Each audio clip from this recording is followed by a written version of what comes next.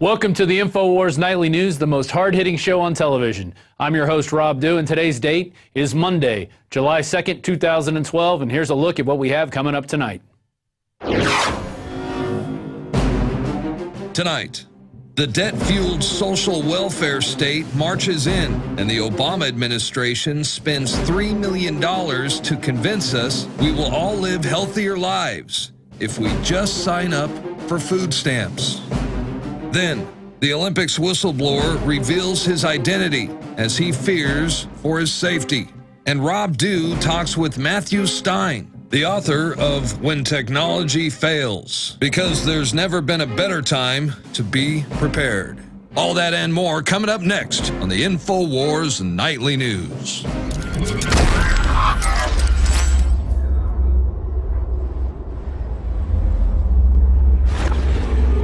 That's right. There's no way of knowing when technology will fail or when disasters are going to strike. So your best bet is to be prepared, because it's better to have it and not need it than to need it and not have it. Let's get to our top story. Olympics whistleblower fears for safety and he reveals his identity. I am now afraid that I might be in physical danger, says Lee Hazelton, the whistleblower who exposed how he infiltrated the G4S as an employee and uncovered how security preparations for the Olympics were so poor they were inviting a terrorist attack. If you remember last week we had him on, and one of the things he covered is that some of the workers were trying to sell drugs, to him, to other people. The supervisors didn't seem to care.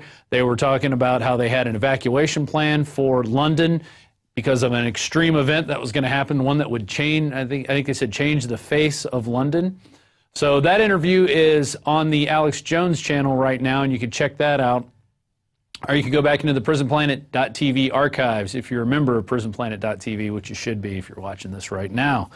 So check that out. Well, it's pretty interesting, and it's funny how when you get insiders in there and they come out and tell us the things that go behind closed doors. Now, I got some pictures I want to show you real quick. This is from a protest today. People were protesting Eric Holder. There's one there. Got justice? Hashtag fire Holder. We've got another one coming up. Holder must go. Hey, this guy, he's black, so he must be a racist against Holder. I mean, that's the only obvious conclusion I could draw. Guns don't kill people. Holder does. There's a nice-looking young man there. Oh, wait, what's that? Oh, well, it's been... What happened to the protest? Where's the protest pictures? Oh, this is what happened. Secret Service disrupts students' fire Holder protest over suspicious package. And this is out of campusreform.org. Josiah Ryan writes, the Secret Service on Monday shut down a student protest calling for the firing of Attorney General Eric Holder, saying they were acting on concerns over a suspicious package left by a tourist on the White House grounds. So there you go. You leave a plastic bag, leave a paper sack, leave a backpack somewhere. Automatically, free speech is done. Get out, move over here, okay? That's what you have to do, especially when the Secret Service is concerned, because, when they're not too busy drinking and hooking up with hookers, they're looking out for paper bags. Paper bags are the problem out there, not 50 students who were well-informed asking for the president to fire Eric Holder for shipping guns to Mexico, trying to blame it on the Second Amendment. So kudos to campusreform.org for leading that protest and getting out there and going after the grunions that are trying to devastate our country. Moving on to Bloomberg. Wash trading by high-frequency firms said to face U.S. scrutiny. Here's a milquetoast headline, which I'm going to go over this article. This is out of Bloomberg. High-frequency trading firms are drawing scrutiny from U.S. regulators seeking evidence that they may have been distorting market prices by conducting transactions with themselves, said two people with knowledge of the matter. So-called wash trades, in which a party buys a contract from itself, could be executed, I like this, inadvertently by firms with multiple algorithms active in the same stock or derivative. Right, they were making money and they had no idea how they were making money. Such trades can alter the price of shares if they are executed above or below market rates. It would be illegal if deemed intentional. And we move on. The Securities and Exchange Commission and Commodities Future Trading Commission have sharpened their focus on high-frequency algorithmic trading since 2010, when about $862 billion was erased from stock values in 20 minutes. Oh, my God. How do you do that in 20 minutes? But that was before the plunge protection team came in and help prop up the markets. Regulators have expressed concern that some firms' electronic exchanges don't have sufficient controls to prevent a range of events from improper trades to programming glitches. Okay, so there's your milquetoast title from Bloomberg. Wires trading by high-frequency firms said to face U.S. scrutiny. Then about a week later, it comes out on this website, The Truth Is Now. Computers on Wall Street are buying to themselves. There you go, buying and selling to themselves. So there's a headline that I want to read. This weak, watered-down Bloomberg headline doesn't make me want to read it, which is what Bloomberg wants. They don't want you to read stuff like this because, and then they want to put words in there like, oh, it's unintentional and they didn't know. Listen, they hire people right out of grad school. The smartest people in the world don't become scientists. They don't become educators. They don't become inventors. They go to Wall Street and learn how to steal from people. That's their job now, is to create little things that they write in their little code books that steal from people. So all the money that goes into these things, all the mom and pops that put their savings in, that gets erased. And I had an inside source. I talked to him today, and he gave me some information on how this works. He uses a little bit different terminology, but he said basically what happens is this. They create these programs, and then they kind of run on their own, and they'll change the data sets every once in a while when they're not making money. So they'll make millions and millions and millions and millions and millions of transactions really quickly. And what happens is other firms see this stock going up a little bit. Oh, it looks like there's a lot of activity. I want to get in on that. So they get in on that. And then the people that have been buying and selling to themselves, creating that false volatility or momentum, which may be just a few cents in the stock price, maybe fractions of pennies. They'll see that once they buy into that stock, they get the other people to bait it, and then they'll sell it out from them, and they'll make a little bit, like maybe 2 or 3 cents, but they do this over and over again. So they might be making 2 or 3 pennies a second, but that's magnified over 1 million times. And so as the day goes on, they're making lots of money, and nothing's really happening, though. People aren't looking at the data of how this company is doing. They're just looking at the volatility or how much action is going on in there. He says this is more than half the trading that goes on, and it leads to more volatility. He talked about the $800 million back in 2010. He said all major Wall Street firms and hedge funds are doing this, and they're charging 60% of the profits made from this trading, which is way more than what they normally get. Usually they get about 30% or 20% plus a fee to run the fund. But these guys are going in, they're taking 60% of the profits because this is so profitable. And they're running wild, and then Bloomberg comes out with this milquetoast article. Oh, it's glitches and programming errors. Yeah, right. I believe that. And then if the market starts to drop too bad, they have these things called circuit breakers, which come in, and that came in 2008. They might suspend trading for half an hour. They may suspend it for an hour. And he calls them quants, quantitative analysis, and they're quants hedge funds. And those are the people that are responsible for this. So you can use those buzzwords and look up and do your own research on it. They did this with the housing bubble. They were packaging these housing loans into other little pieces, into other securities, and trading them over and over and over again to themselves now. But of course, they had no idea it was going to happen. Trying to go through this stuff real quick. But moving on, we're going to go now to pre-crime.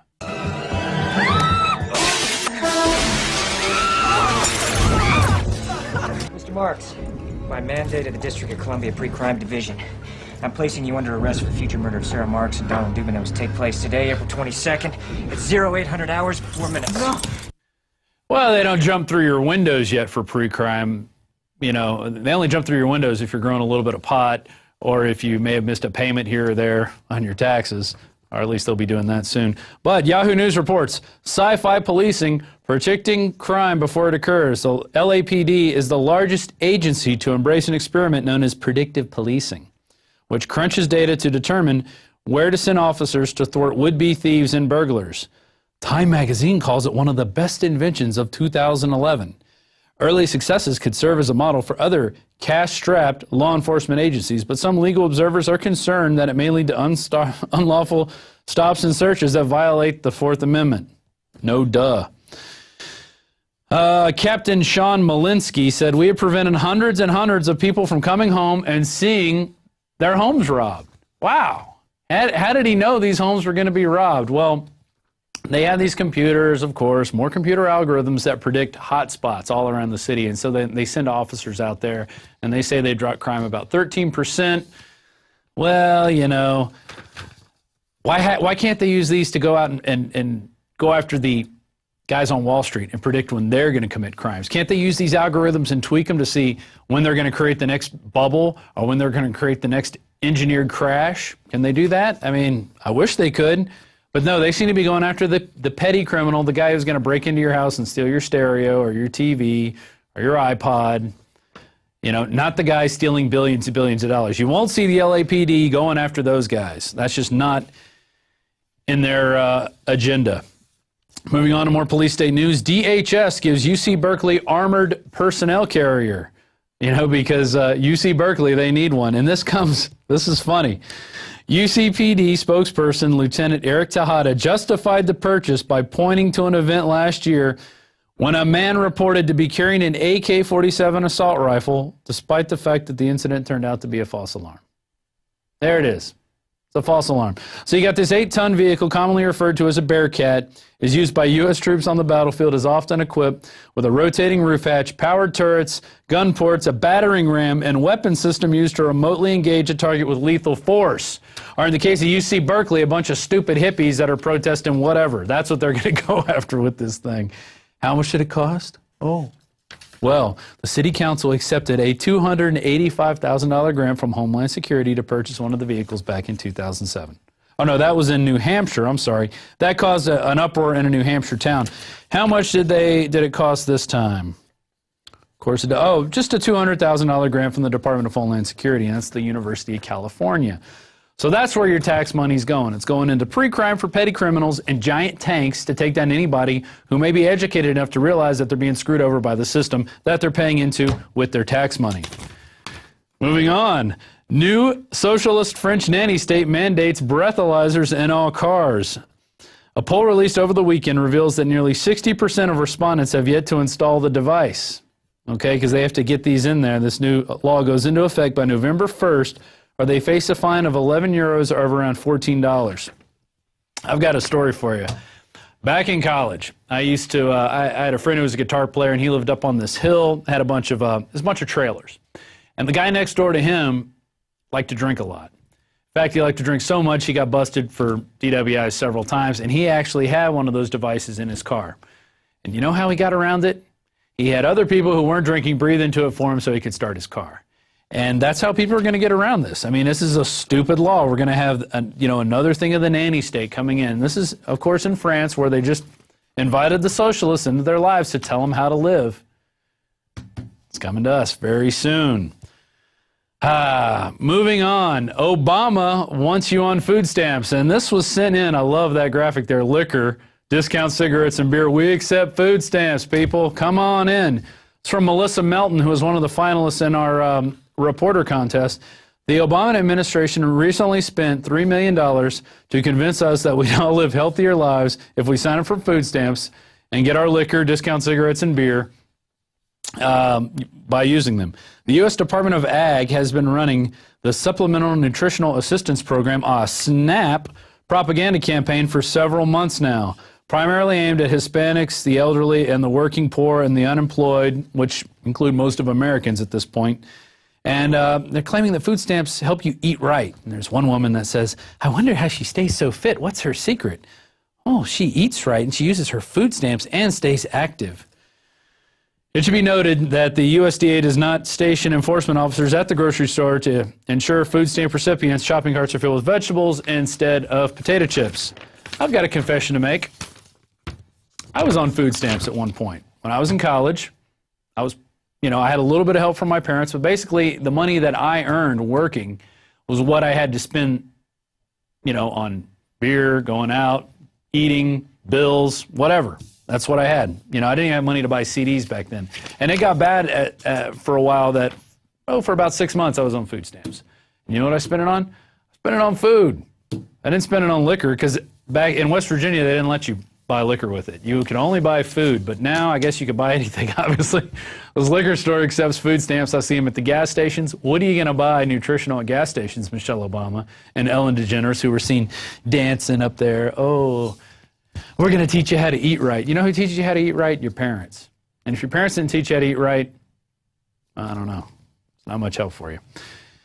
Moving on, get ready to hold your breath, people. Arpaio is set to unleash shocking Obama birth certificate revelations, but it's going to be in 2 weeks. I can't disclose to you what we discovered, says Mike Zullo, but it's going to be a shocking revelation at our press conference. Don't worry, it's going to be July 17th at 2:30 p.m.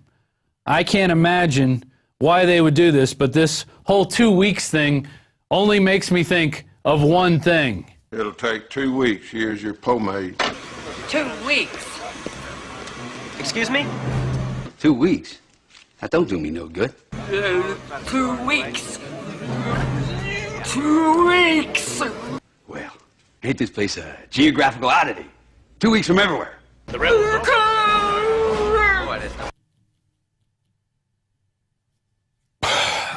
I'm holding my breath. We got to wait 2 weeks to hear these amazing revelations. Sheriff Joe, didn't you learn anything from Breitbart? I mean, really. Mike Zullo, didn't you learn anything from Breitbart? I mean, you guys have stepped up your security, but 2 weeks? Come on.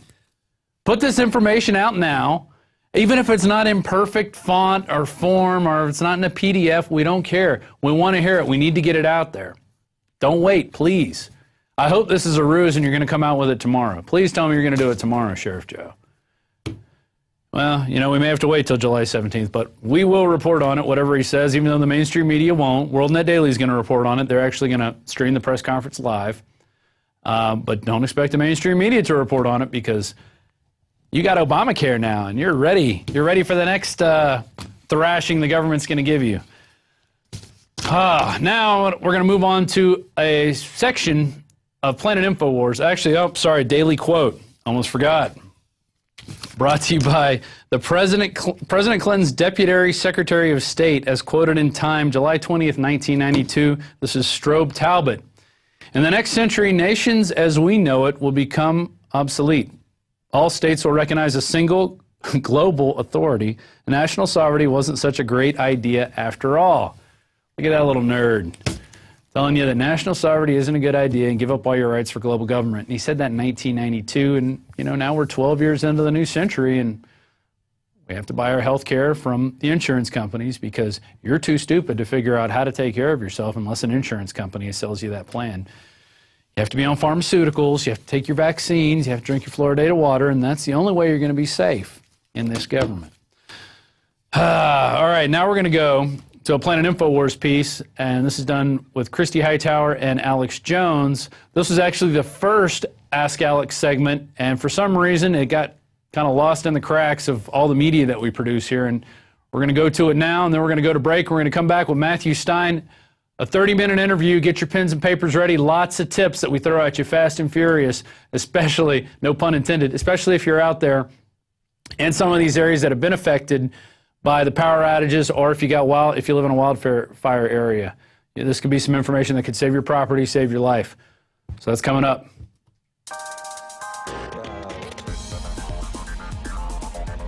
Hey, kill Granny, we'll get some money. And playing on the red theme, I got my Tangy Tangerine, Beyond Tangy Tangerine, InfoWarsTeam.com.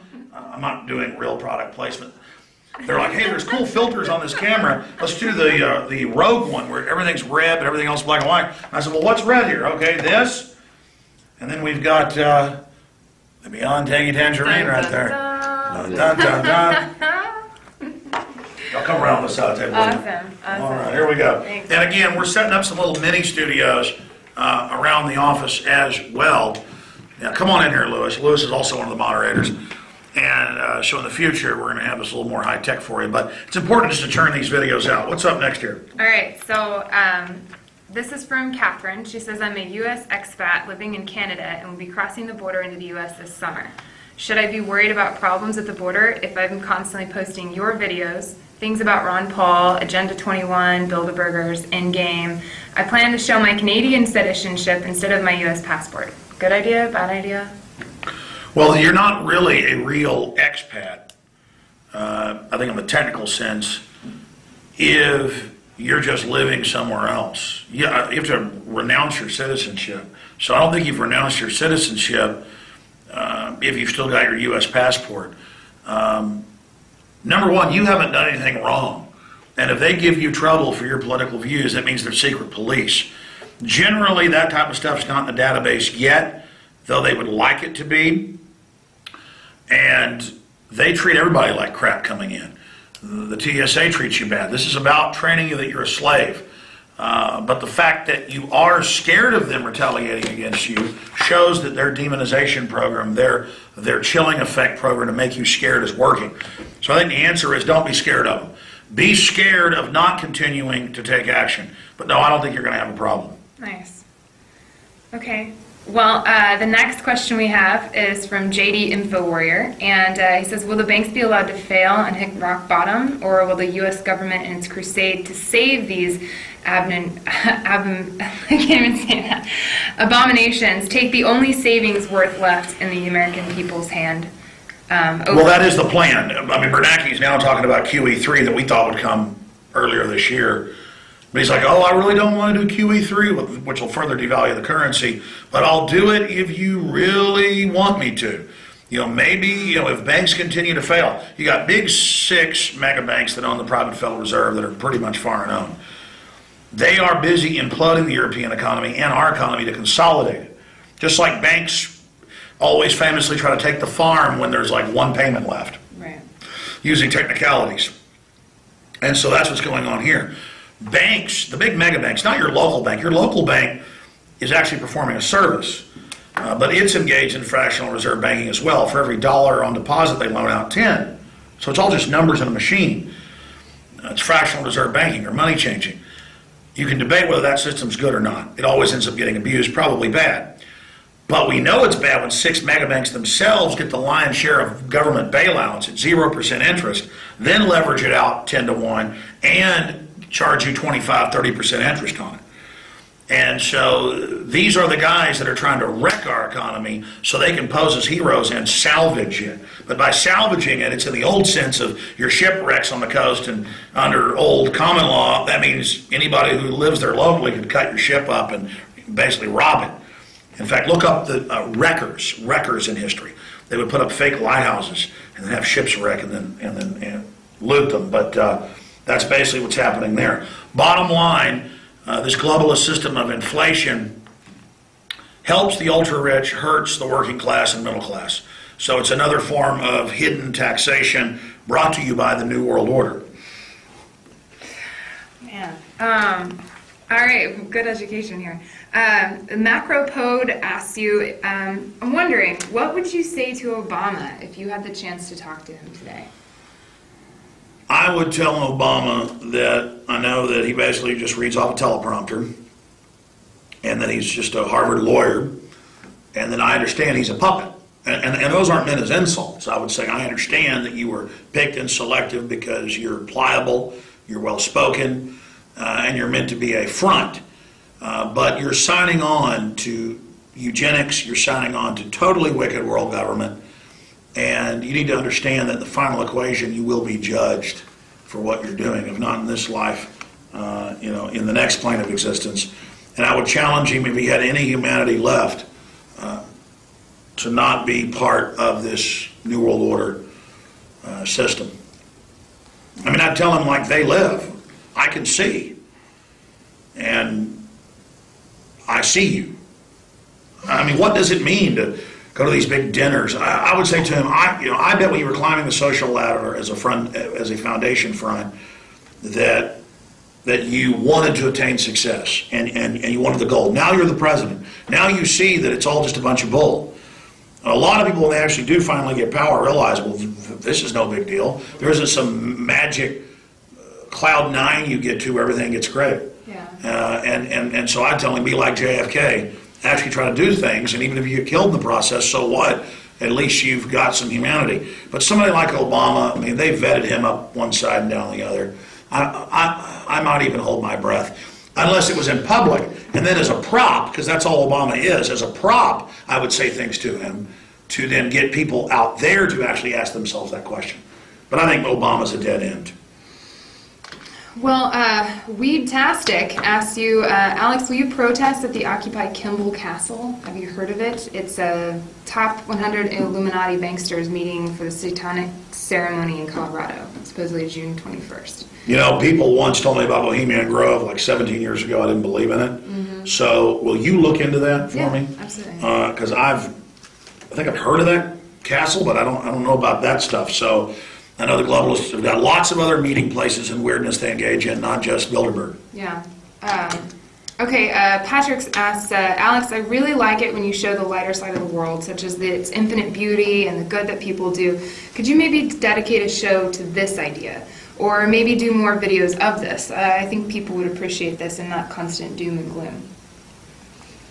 I have had a long-term idea, but I'm always so caught up just in all the other stuff we're doing, to really talk about the beauty of the universe. It's like an open poem to humanity and the universe.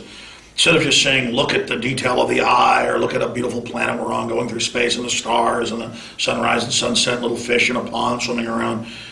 I mean, that's an ode to the beauty of the planet and all that's good, but to really, just for months, mark down all the good things that are out there. Maybe we should create a group that is the beauty of the universe, where people could talk about what they think is best in the world, that, of course, the globalists wage war against eternally. I mean, it's like they're the devil. I hadn't seen it since I was a teenager, and I bought it so I could watch it on the treadmill, a DVD of that movie that Ridley Scott put out with Tom Cruise, Legend. And it's like, you know, the goblins want to kill a unicorn. You're like, oh, that's silly. But all of that's an archetype. That's what the globalists are doing with their GMO, with everything. They really do like wrecking things that are innocent and good. Look at the school system. They want to wreck innocence and sell it as if it's cool and fun and great. So yes, we should have a group about beauty in the universe. Something to fight for. Yeah, exactly. What's good? You know, yes, let's do that. Cool. All right. Absolutely. Because I do want to start maybe even having a news segment on the radio or TV once a week where we talk about what's good in the world, or people that did the right thing, and talk about military that said no to vaccines, or parents that said no, or people that, you know, steadfastly exposed a corrupt politician who ended up going to jail. Because a lot of what's good in the world is standing up against these bad people. Yeah. Feeling like you're not alone when you stand up. Okay, Javier says, hi Alex, I wonder if you have heard of Dr. Scott McQuaid, if he's credible. He's the founder of the Inner Circle. No, haven't heard of that. Okay, I'll look into that for you then. User Rev says, Obama is passing another executive order soon. Did you look into them at all? They're dated May 21st in 2012. He wants to transfer some quadrants of the ocean now under U.S. control directly to the United Nations. Signed, sealed, delivered. Yes, I saw that and a couple days ago, and it got lost in the mix, and I should absolutely cover that tonight on the Nightly News. There you go. All right, Rev, you're going to be you're bringing it to the news. I've got to get on that. In fact, I've got to go shoot the news right now. Right after this, will you guys go type in new executive order, yes. Obama new executive order, law of the sea. I know that the UN and Bilderberg are particularly mad they can't get everything signed over to the UN as a way to tax the nation states. And they've had Trent Lott out pushing, and everybody, they want law of the sea, because that's a big taxing mechanism. They want carbon taxes, not for the environment, but to be absolutely able to dominate the globe. That's a global government. If 75% of the world is salt, about a percentage and a half is fresh, that's 76.5%, not even counting underground aquifers. They're saying the UN's going to run all our major rivers. Anything that touches an ocean or a gulf, a sea, it's a huge global power grab. Congress is announcing they want to sign over the internet to the UN. And again, the UN is just run by big mega banks. Only the Security Council has power on it. All those nations voting and all that does nothing. Even if you wanted other nations to be able to vote on what you were doing, the big banks can go lobby them to get them to vote the way they want, because they're all so poor, and the globalists have kept them that way. But here, it's the G8 inside the National Security Council, inside the UN Security Council, that totally controls it. So it was created by the Rockefellers in '45 to transfer our sovereignty into piecemeal by treaty. Big deal. Yeah. Big deal. And I saw that he was talking about an executive order 2 days ago to do it. But if that's the case, territorial waters, I knew they were trying to hand stuff over to Russia off Alaska. My God, is there no end to this? He's the president. He's passed the most executive orders of any president. And he promised not to. He promised not to hire lobbyists. Hired the most. Promised to be the most transparent, the most untransparent. Right. Promised to not take banker money. Took the most. It's just propagated ideas. Well, when you saw all of Hollywood and TV get behind him and say he might be Jesus and the one and all this, I mean, come on, folks. These are the people that sell you all this crud. When the whole system gets behind somebody, look out. Yeah. Constitutional World Order user writes, at what point do we decide that a new system needs to be installed? Will we continue to protest a system that doesn't adhere to our cries? Or do we resort to violence against the system? Or do we build a new idea that no army can stand against, an army of ideas standing together? We have to agree on what those ideas are first. Yeah. But I mean, just the term being used here, Constitutional World Order. That's the username. I mean, I like that idea, but Cool. even before I heard what they had to say, just the idea of Constitutional World Order, people like Lord Monckton, I'll show you a shot of this right here. People like Lord Monckton, they say we've got to have a world system against the, UN dictatorial world government, and that it would be alliances of nations who agree with each other's ideas, forming a global federation. The problem with that is that different subgroups will get together, you'll have intrigue, and you'll end up unifying this just like this is unified. That's the big danger in anything like this. And inside a planetary system, if there are still sovereign nations, if you get a Hitler and he takes over this country and takes over this country and gets to this country, then in an emergency, and that's what the globalists did, they got us a League of Nations and then a UN out of world wars. They started. These documents have been declassified and released. We've been covering this. They actually, the whole time, England, the US, and others, were funding Hitler in World War I, before that, getting the war started, so that this big guy would rise. He didn't work for him. They just helped get him in place and profiled him and encouraged him. That there was going to be a treaty with England that had been signed, that the deputy Führer tried to deliver and then got arrested, and then, there were deals with the U.S. and all this stuff. Hitler had almost done a coup here, working with the Bushes, Prescott Bush, but I mean, that gets more into complex history. So to get nations into this world government, they created a false dichotomy between a bloc over here that would attack this bloc, then this bloc dominates them, then Bilderberg is created, and you merge these two blocs. You understand how that works? And that's how the Hegelian dialectic and the synthesis worked, is through this program. And so that's why today, and they talk about this in the latest Bilderberg documents we got from �66, they need other threats to keep the world, so they have Al-Qaeda, CIA, you have the West over here. Oh my gosh, Al-Qaeda. Oh, Russia. Russia's going to get us right here. Oh, China. Meanwhile, the globalists are funding all these groups too. And again, the real thing is they're unifying the planet with a global corporate government against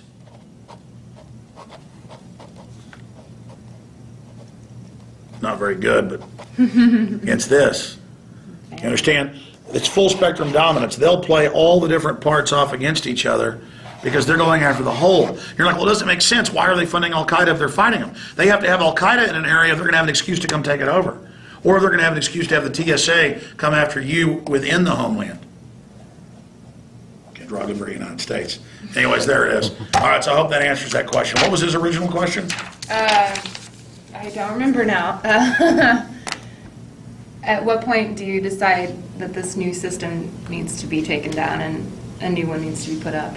So. Well, people, I'm not saying he's saying that, or she's saying that, but people confuse our constitutional republic as not working, so we need something new. No, we had a revolution by the globalists against our constitutional republic. We're now living in lawless globalism, where these special interests do whatever they want. So we want to restore the Bill of Rights and Constitution, which they hate so much because it's so effective against them.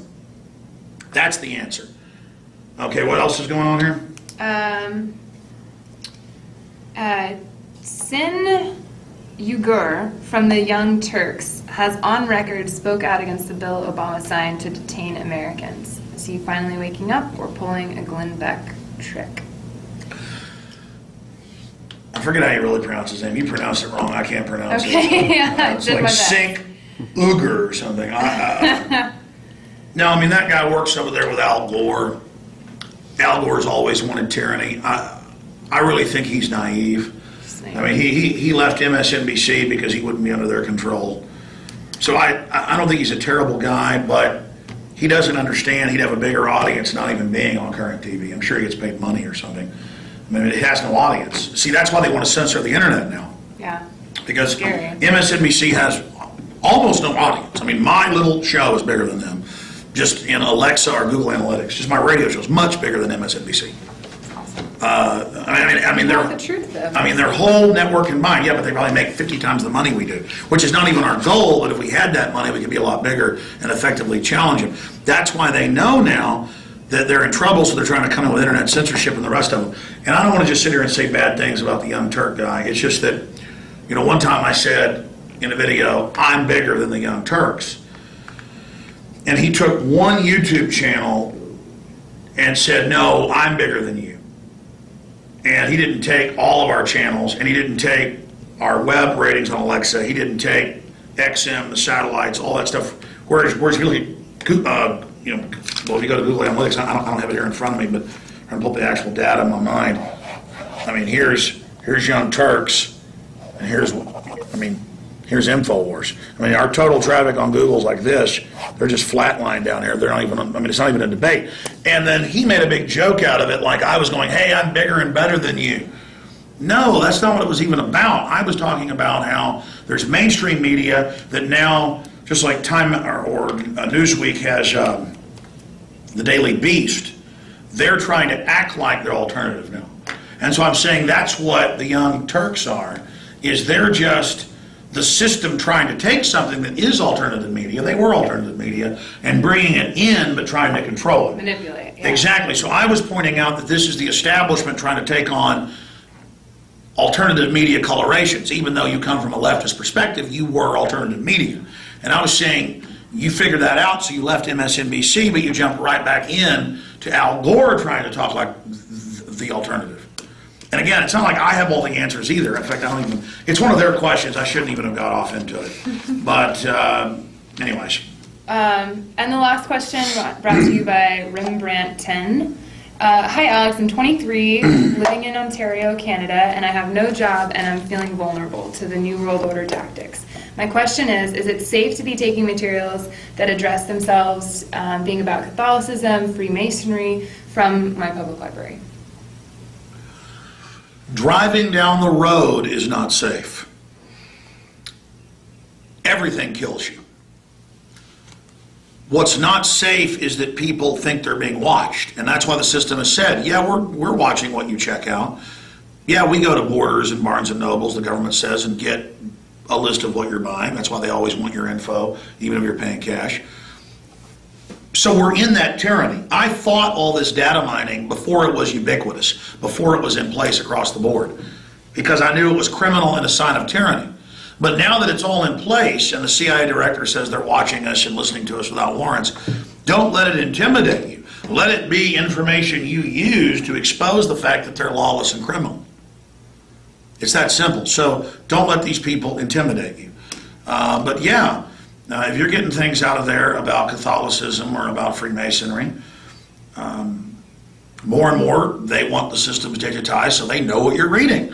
But that doesn't mean you need to be scared. All of us need to be reading and researching, and you can try to arrest us all. If we ever get to that point, which we're starting to get to, where people are like, oh my God, I better not visit this website, like Infowars.com, I better not go to the library, they've already won. The answer to this 1984 system is 1776. And what does that mean? If you're scared, you should be out there doing street art to expose these people. You should be starting your own radio show online, your own YouTube videos. The fact that you're afraid, you should go out and protest, because you should be afraid. You should be afraid of not challenging these crooks, because if they do fully get into power, it's over. Okay? It's that simple. And wow, 11 questions. I'm going to go shoot the nightly news. If you guys can find me that particular executive order. I heard he was talking about it. I didn't know. I guess he's already done it, or maybe these haven't been released yet. But trying to find out, I can mention that at the end of the nightly news tonight and cover that on the radio tomorrow. But this is really good. PlanetInfowars.com, and at least every week we'll take 10 or 11 questions, and we will answer them here for you. And I think it's also important that after you've uploaded this at PlanetInfowars.com, make sure we start giving this to Aaron or Jacobson or somebody else.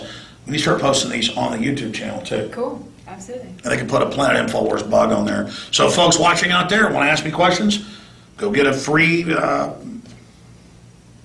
membership, create your own group, create your own profile, PlanetInfowars.com. Thanks a lot, guys. Awesome. Welcome back to Infowars Nightly News. I'm your host, Rob Dew. And like we covered earlier in the show, we have a lot of natural disasters going on. We've got fires out in Colorado. We've got major storms, they're calling them land hurricanes, going out in the eastern area, hitting D.C., Maryland. And then we have Fukushima that's looming out there over in the Pacific that's just slowly sending radiation our way. Well, what do we do? Well, today I called Matt Stein and said, Matt, what's going on? What can people do? What kind of tips can we give people out there? Things they could do now to help themselves when these things happen. And so he's agreed to come on. Matthew Stein has a BS from MIT and is a best-selling author of When Disaster Strikes, which we carry at Infowars.com, a comprehensive guide for emergency planning and crisis survival.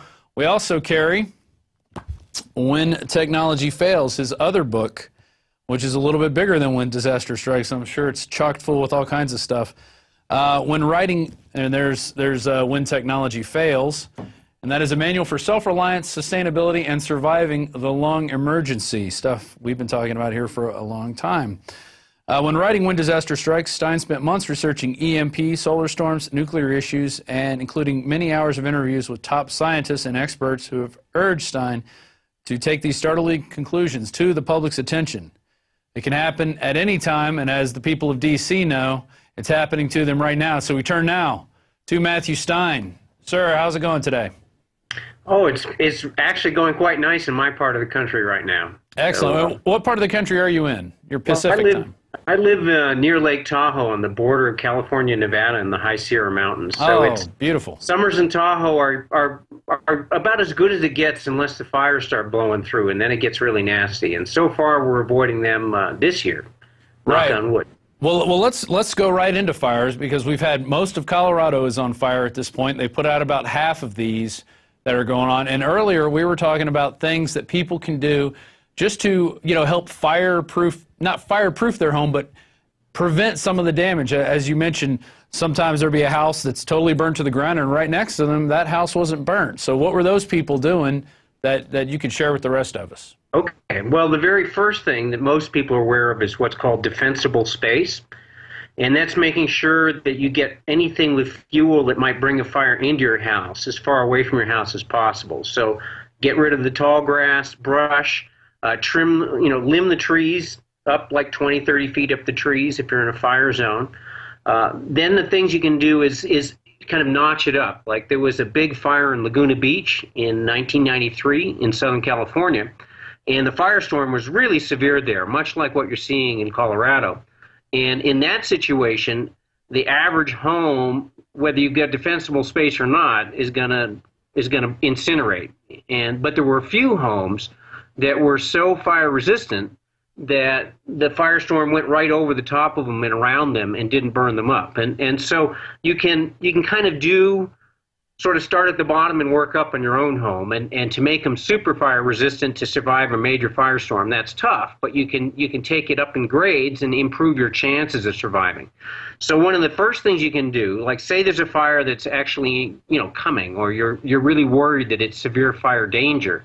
So one of the things you can do is take like double thick sheets of sheetrock, cut them up and make blocks for the air vents underneath your basement and in your attic. And what that does is that when you get a firestorm blowing through, you have hot air will get sucked in with a chimney effect, and it'll suck embers and super hot air into your home through these vents and start your home on fire. So if you block the vents, it it keeps the air inside your home cool and prevents the super hot air from coming in from the firestorm. Now, that's one level. Next level is, say you've got a firestorm coming and you've got drapes in your home. Well, it turns out that heat will radiate through from the firestorm, right through the glass, especially if it's single pane and not double pane glass. So more resistant houses have double pane glass and are well insulated, and that slows the heat from coming in. So if you've got a bunch of drapes hanging by your windows and you know that you've got to evacuate and you want maybe to come back to a home instead of a burned out cinder shell, then rip those drapes down, or pull them down, get them away from the windows. Anything that might get ignited from heat radiating through the windows. Then obviously if you can hose things down and get them wet, that's good. And especially up on your roof, if you've got an old shake roof, if you think ahead of time, there's stuff called Fire Stop, various different versions that you can spray on the wood roof, spray on your wood decks, and it won't stop a super hot firestorm. That'll burn any kind of wood, but it will prevent a fire from igniting from falling embers and blowing onto your deck or getting onto a wood shake roof. If they're coated with the right stuff, it will prevent those things from starting it. So there's various levels, and in my book, in the fire chapter, I've got a full list of all of the things. Now, all the way at the top end of the scale, the few buildings that survived the super hot firestorm in Laguna Beach were all stucco or earth-based, adobe kind of based buildings. And they put stucco or cement board, like hardy board, that looks like wood, but it's concrete wood, but looks like wood, underneath the eaves.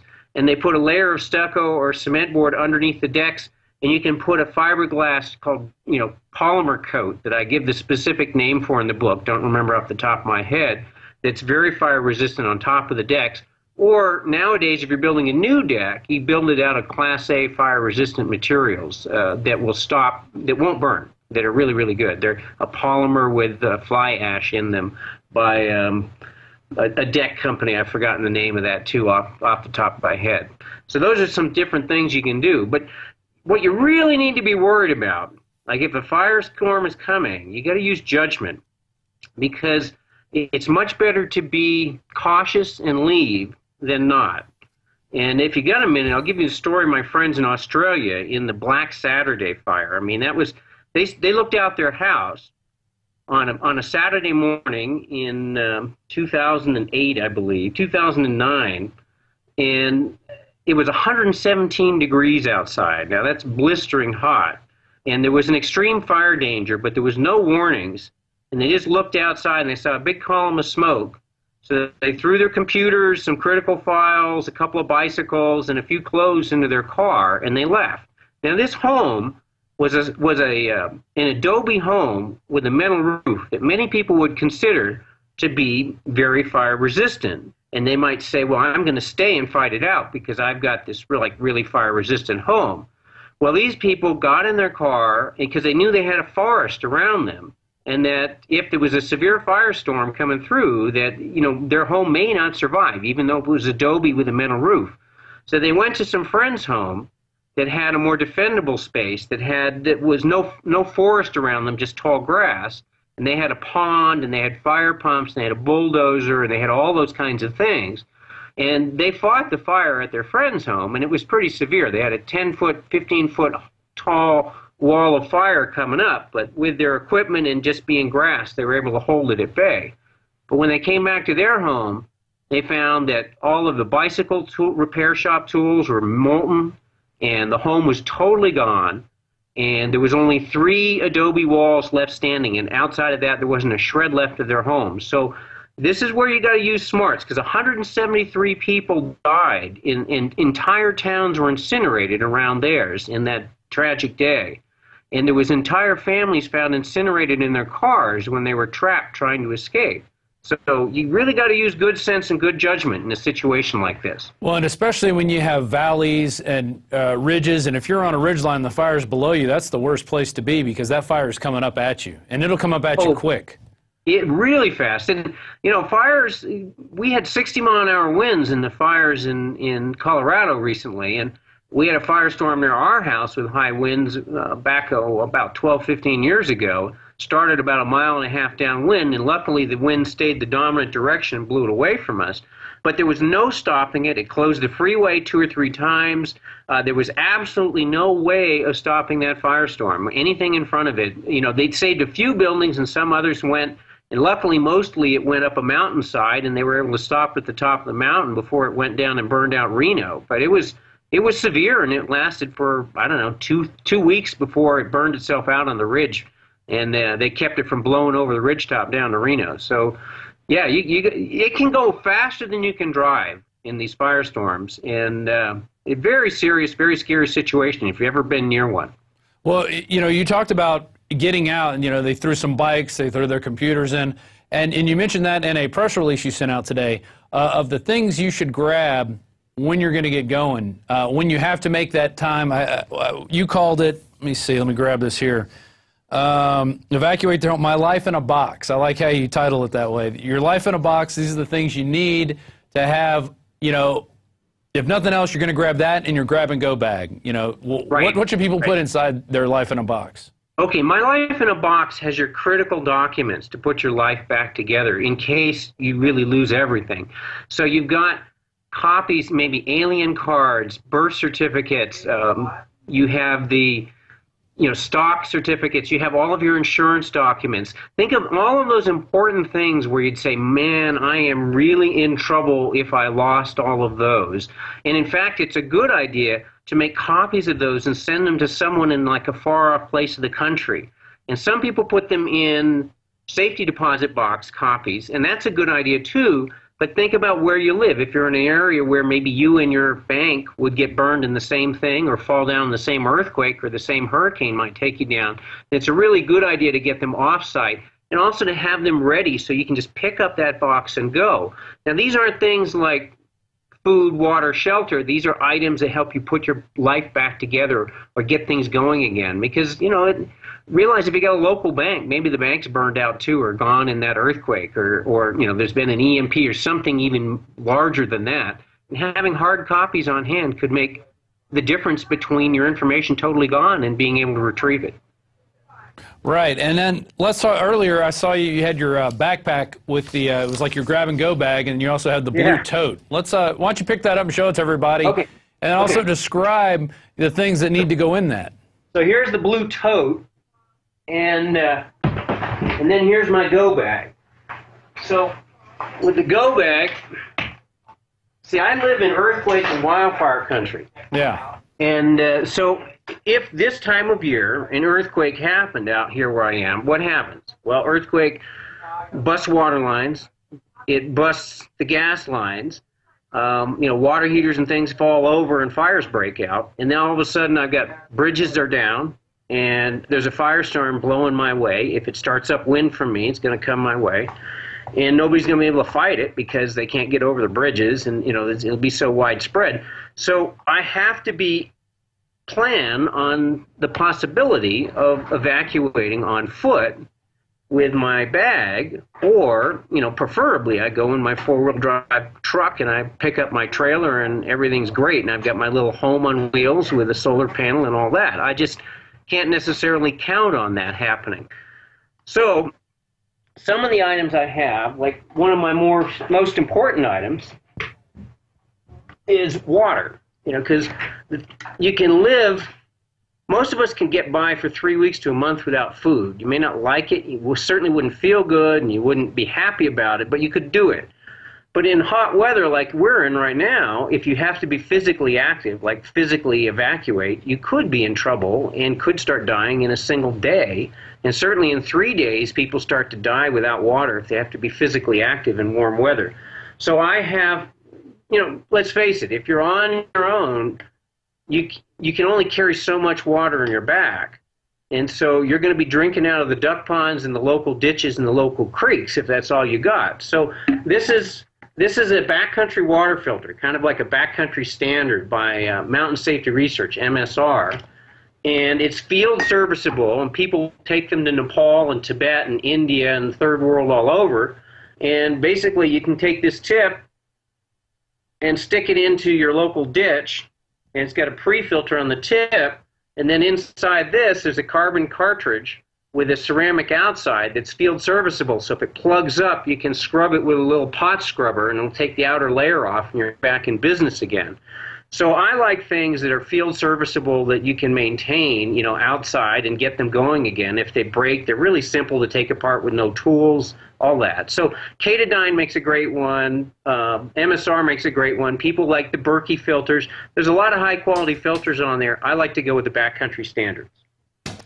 Right, and we actually we carry a ProPure that I have at my house, and just for these, it's lightweight. You could collapse it together. It doesn't take electricity, which is the great thing. That's what I love about it. You just pour water in and you wait for it to come out, and it's good room temperature, and we keep it at my house, and my kids drink out of it all the time.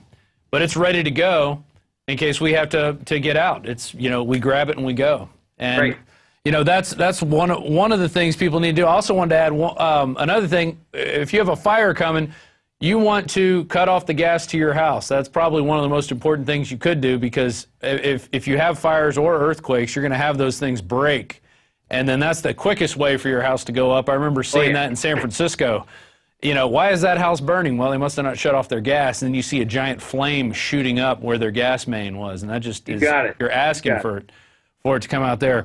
Well, let's go, let's move on to keeping cool in this heat. We've got a lot of heat now. Your electricity goes out, say you're in a storm in D.C. You're an old person. How are you going to keep cool when it's hot outside? Well, we'll go on to that in just a second. I just want to mention, one of the reasons I have the blue tub and the backpack is that there's certain items where I've got like big fat items that I want to bring and skinny. Like this is my first aid kit when it's on my back, and this is my first aid kit when it's in my blue tub. So just think about that. So, you know, that's why you have them both, not just one. Okay, now keeping cool when it's hot, I mean, the obvious thing is evaporative cooling. If you can do fans, if you get yourself wet, those hats that have the gel packs in them are really good, or the things around the neck, but in the old-fashioned washcloth in a water bottle or a tub of water, you just get it wet. Keep your neck and your head wet to keep your brains cool. Extremely important. The ways to recognize when somebody's in trouble with heat, there's two things that are very serious. Heat exhaustion and heat stroke. Now, heat exhaustion is not as serious. When you're kind of hot and sweaty and pale and a little clammy in the skin and you feel terrible, maybe nauseous, a headache, that's not life-threatening, but it's serious. You've got to keep that body cool. Lots of towels, fans, keep that cool. Now, if you pass that point, now typically in heat exhaustion, you might have dilated pupils. Now, when you pass into heat stroke, it's life-threatening. And you've got to you've got to take the body temperature down right away. So this is important. If you see somebody who's gotten like beet red in the face, their skin is dry, you know, they should be sweating, but their skin is dry, that means their body is shutting down and it's not sweating and cooling itself properly anymore. The pupils are tiny. In this, it's life-threatening. You've got to get that temperature down. Ice baths, cold baths, wet, and fans. Now, if someone's super hot and it's very hot outside, and you can't get them wet and you put a fan on them, it'll actually make it worse because it'll be driving like 100+ heat on them and make their body even hotter, and their body's not cooling. You need moisture for a fan to work. So if you're not, you've got to either have body sweat or make it artificially wet with towels and ice cubes to keep yourself cool. Any more questions on those lines? No, that sounds good. I mean, those are common sense things, but it might not be stuff you're thinking about in the thick of it. You know, the power goes out, you got a tree falling through your house, you know, the next day you wake up, well, now it's 110 degrees. You got to keep cool somehow. And if you don't have a generator with an air conditioner, you're going to be out of luck, essentially. Now, a small generator will keep your food from rotting, and it'll allow you to, you know, run some small things in your house, like those portable Honda ones. Right. They're great, they're quiet, they'll run all day, but they won't be big enough to power your AC. You got to have two of the small generators that can synchronize together to do your AC, or like a job site generator. And they're more expensive and they're loud and obnoxious when you go up to the larger generators, but they will keep your AC running, but you know, they'll drive your neighbors crazy with the noise, and they'll drive you crazy with the noise, but better than passing out in the heat. Yeah, that I remember when Hurricane Rita hit my parents' house really bad, and there was no power. Oh, it had to be for at least 6 or 7 days. I drove down from Austin to go help them out. You know, the Army had gone through and cleared the brush, but they just piled it in everybody's yards. But they did do a good job of clearing out the brush, I will admit that. But we had a giant generator keeping one room cool at night, and that was our one room. And the rest of the time, you know, we were sitting around hosing ourselves down. We did have a little bit of water that we could go get, and they also had a swimming pool in the back, which we were able to use that water from and pull it out. And it wasn't, you know, it had a tree in it, but it wasn't that bad. You know, you could use it for washing clothes or just hosing stuff down, cleaning stuff off.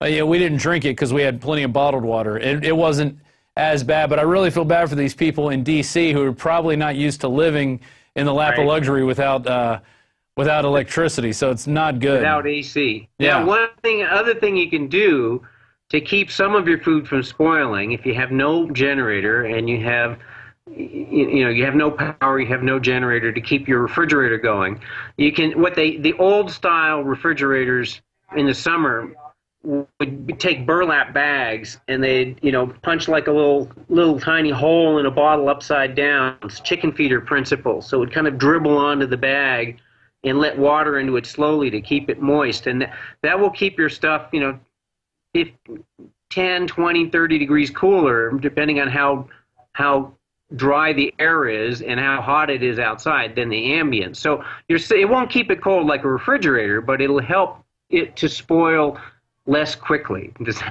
that make sense?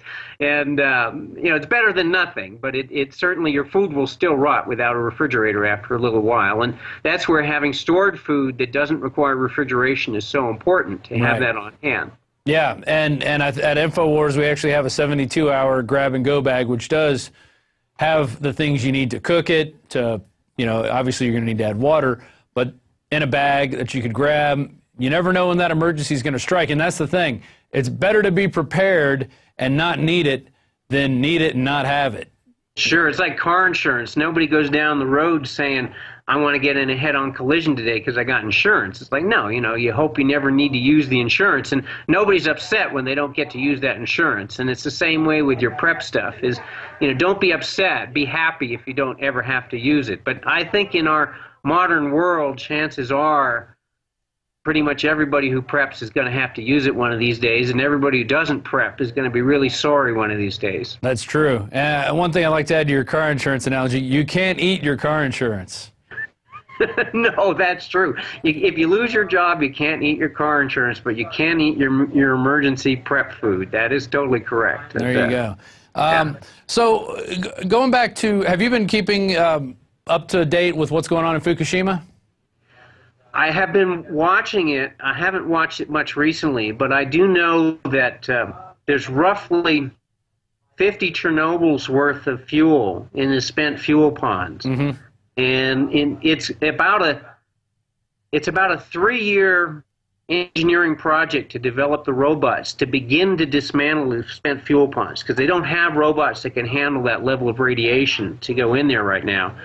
And they're talking 10 years between the development project followed by dismantling the ponds, to dismantle those ponds. So you're looking at 5 to 10 Chernobyls worth of stuff hanging out on these blown out buildings that chances that they're going to be around by the time they've managed to dismantle them are slim. So my guess is that you're going to see a really extreme crisis one of these days when at least one of the spent fuel ponds fails, whether it fails due to corrosion and blowing out from the radiation, or whether it fails due to the next, you know, decent-sized earthquake that happens in the vicinity. I don't know, but I would doubt that they're going to last the full 10 years before they've developed the project has gone to completion to dismantle them and safely take that debris somewhere else. So it's pretty serious, and you know, slowly we're putting in radiation, significant amounts into the environment now.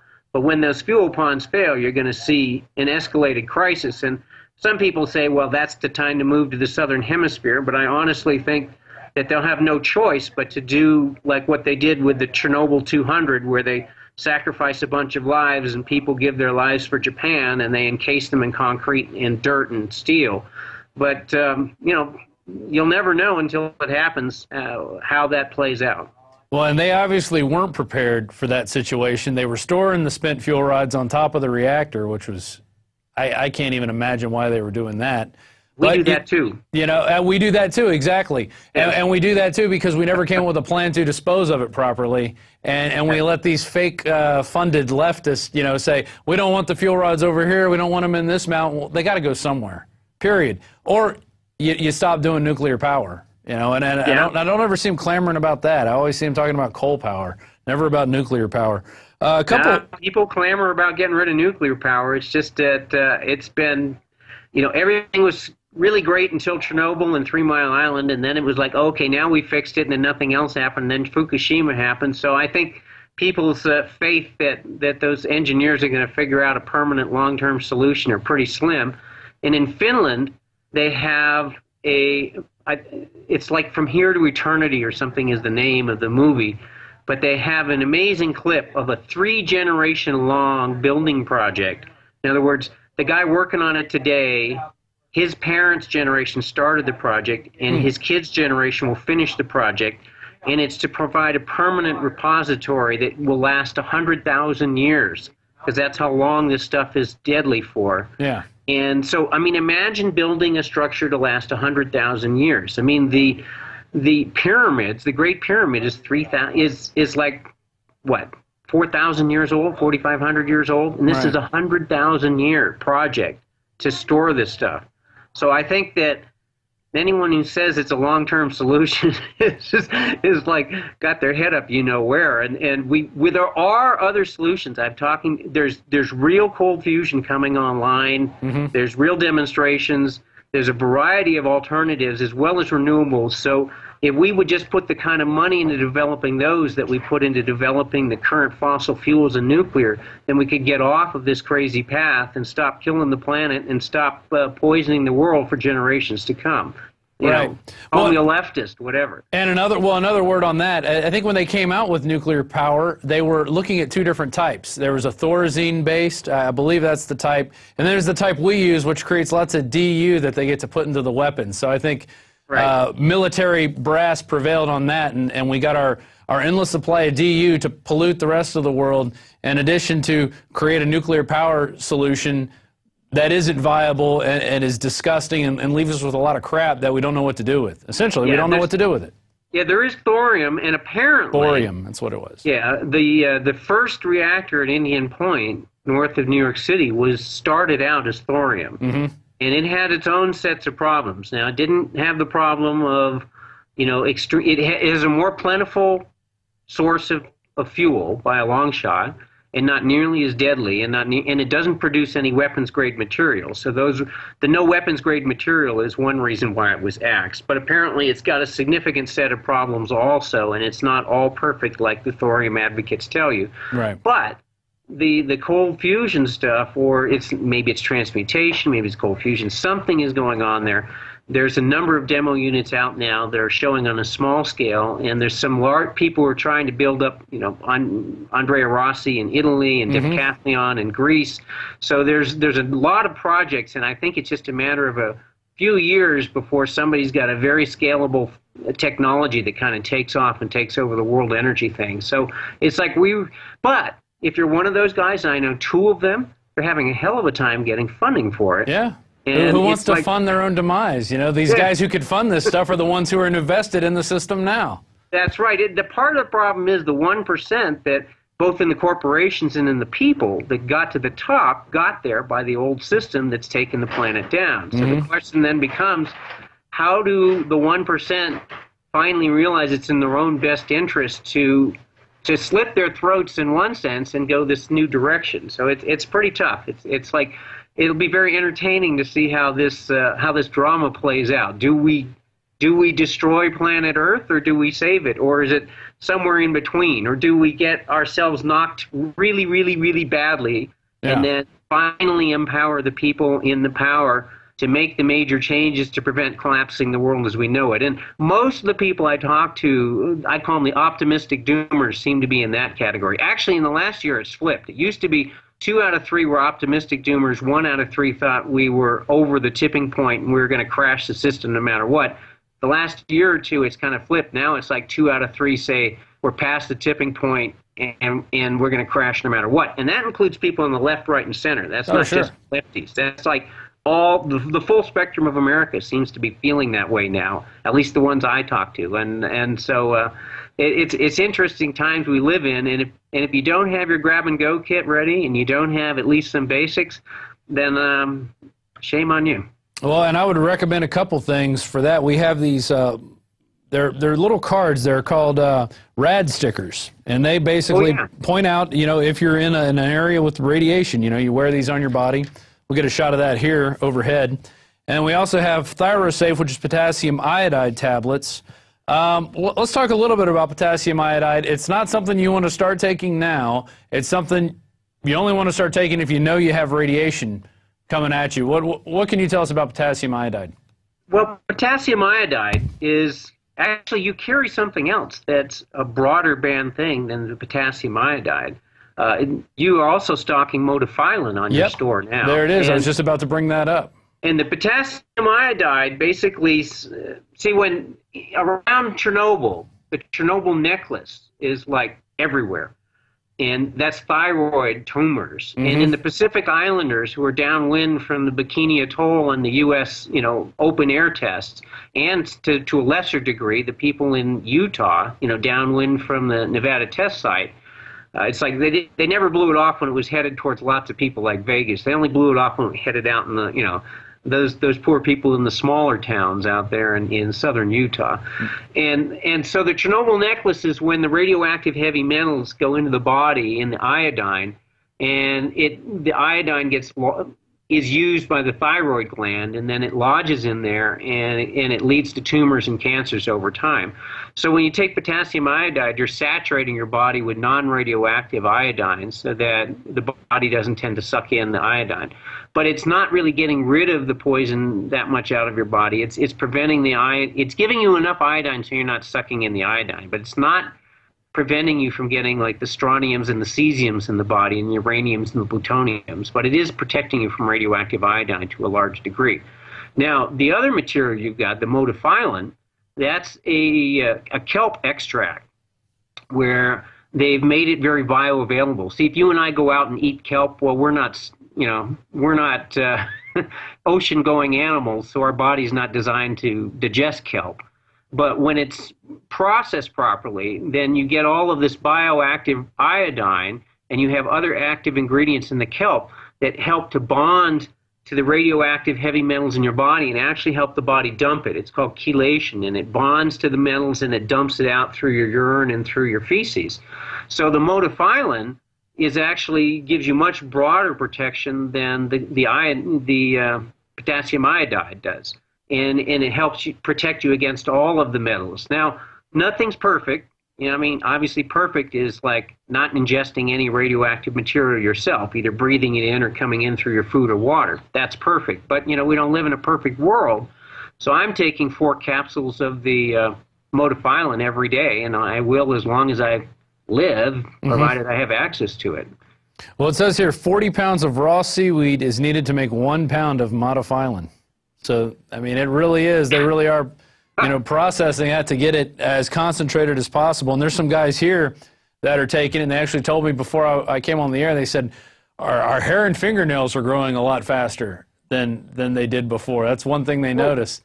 Well, maybe I should take more of this stuff. What do you think? Well, they had hair to begin with, though, so...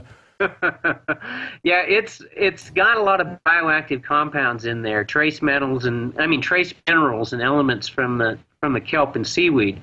So it's good for you, whether it's doing, in spite of the other things, it's just good as a supplement to take. And there are people who claim it helps them to dump weight and all of that. I haven't really noticed that effect myself, but I do feel good on it and don't notice any unpleasant side effects from taking it. Right. Well, hey, let me ask you this, Matt. We have when disaster strikes and when technology fails. If you can only afford one, what in your opinion is the best one to get? If you're worried about, this is sort of, I got to answer with a caveat. If you're worried about the world totally falling apart, then unquestionably get the bigger book, When Technology Fails. But the new book, if you're worried, if you want to have a compact manual for your go bag, that's a perfect prepping and survival handbook, then When Disaster Strikes is like your perfect prepping and survival handbook. But it doesn't have the primitive technologies, how to do things the old way in case everything fell apart. So there's a little different focus. Plus, When Disaster Strikes has new material on surviving a nuclear catastrophe, on solar storms and EMP, specific chapters on fires, a chapter on earthquakes, chapter on hurricanes and floods. So it's got some information that's not in When Technology Fails. So I hope I answered your question. It's not, there's no easy way to answer it. Two is better than one, is what essentially you said. And then we also have Strategic Relocation by Joel Skousen, who we've had on the show, and we did a really in-depth interview that we're putting together a DVD with his, which basically describes, you know, if you're going to go with that mindset that it's all going to collapse, you know, go with this at least to prepare yourself. And I think, you know, Strategic Relocations with When Technology Fails is, you know, your best bet if you're going to go in at it with a group of people and you're going to try to make it, you know, make it out of whatever happens. That's your best bet. And don't forget Carla Emery's Encyclopedia of Country Living. If you want to really, you know, deal with a full-on collapse situation, then, you know, if I had like 2 books, only 2 I'd carry, I'd bring that. When Carla Emery and When Technology Fails. If I wanted to add another book, I'd add an illustrated herbal guide with full season pictures to local herbs, and then Joel Skousen's book's a good book. You know, there's a lot to keep adding. So you kind of start with the core of your food, your shelter, your basic technologies, and your medicine and first aid, and then expand outward to improve your library. Well, and it's our duty to be prepared. So when the time comes, the people that are prepared are going to have to share their knowledge with the people who aren't prepared. And guess what? Those people are going to be your best friends. And they'll probably do a lot of the legwork that need, you know, if you've got all the answers to stuff, these are the people that are going to help you. So, and that's how you build community too, with leaders and with people working together to make stuff, you know, happen. So we can get through whatever's going to happen. I don't know what's going to happen. It'll probably be a financial crisis before anything else. Probably, but you know, if we have a major solar storm, the end of the year, we got a solar maximum coming up. If we had a big solar storm like 1921 or 1859, those are an average of 75 years apart, and it's been 90 years since the last one. So do the math. You know, we're due for one. If we have one like that, it could flip in an instant to where just things fall apart quite quickly all over. And so you don't know. Logically, rationally, yeah, financial crash, a bigger Great Depression is a very logical outcome. I'd say that's most probable, but very significant likelihood for a solar storm, and a significant but lesser likelihood for an EMP causing an attack, electromagnetic pulse attack, and that would probably be more likely in the center of the United States or over the northeastern United States. But, you know, it's kind of a crap shot, rolling the dice. Nobody knows until it happens. Well, there you go. We're going to leave it at that. This was a great interview, Matthew Stein. And go ahead and plug your website. Yeah, the website, whentechfails.com. There's some WHENTECHFAILS. There's some tremendous, totally free information. Just click on articles. You know, full grab-and-go kit lists, how to purify water, protect yourself from the next superbug. Really great, totally free information. So check it out. That's great. And we posted your press release today with some links to stuff that we carry in addition to the stuff that you carry, because that's what it's all about. You got to get prepared, and don't take it lightly, because you never know. You never know when a land hurricane's going to come through your town. You don't know. That's right. Until it happens. And then, you know, we had people calling into the show today. You know, I didn't realize how unprepared I was until the power went out for 5 days. Now I realize how unprepared I am. So don't be those people. And with that, Matt, thanks for coming on the show, and we'll talk to you later. You're welcome. It's always a pleasure, and have a great day. Do your best to change the world, and do your best to be ready for those changes, because they're coming. There you go. Well, that was a great interview. Thank you, Matt. And right here, we've got our Pro Pure. This is one of the fewest of the brushed metal version. I would advise you, if nothing else, get your water filter, because you can only go 3 days without water. You can last a little bit without food. You can last a little bit without, you know, the radiation stuff, and that hasn't hit there yet. But, you know, the water, clean water is what you need to live, period. So get your Pro Pure filter if you haven't got one yet, or get another type of water filter. We also have the Life Straw. It's one of the other things we carry. That's our show for today, and it's been monumental. We've played Alex's Ask Alex, the first one. We're going to have another one coming up tomorrow, and then another one coming up Wednesday. We finally gotten these edited. We thank you for sending in your questions via Planet Infowars. And if you're not a member of Planet Infowars, I suggest you get over there and start joining up with people. I've had people contacting me. They want to get in contact with different people. And I say, you know what? Go through Planet Infowars. That's how you're going to do it. That's how you're going to meet the people in your area that are doing the things that you're doing, that are getting prepared, that are talking about this stuff, that care about this stuff, you know? So do that. Once again, I'm going to throw the books up again. We got Strategic Relocations with Joel Skousen. We got a great video we're working on that. When Disaster Strikes. This is the handbook for the short-term stuff, as Matt said, and then he said with the caveat, if you think it's all going to fall apart, get When Technology Fails. This teaches you how to live off the grid. Monophylan, he takes 4 capsules a day. A couple of the guys in the office take any. I haven't started yet, but I think I'm going to. It sounds, you know, anything to get the heavy metals and stuff that we put into our bodies through the processed foods, through the crappy fluoridated water, all the stuff out there. By the way, you can get fluoride filters for your Pro Pure filter, along with the silver impregnated charcoal filters. There's the charcoal filters, and if you scroll up there, you got the fluoride filters. So we all know what fluoride does. We've hit that nail on the head several times, and if you're under a rock, it's not good for you. It's going to cause your bones to get brittle. It's going to cause you to be stupid, and it's going to calcify right up there in your pineal gland, which is what some people think of as our third eye. That's our show for today. I'm Rob Dew, and we'll see you tomorrow. Alex will be here tomorrow, and he'll be on with Wayne Madsen. So stay tuned for that, and keep watching, and wake someone else up, and wake yourself up, and that's about all I have to say. Good night.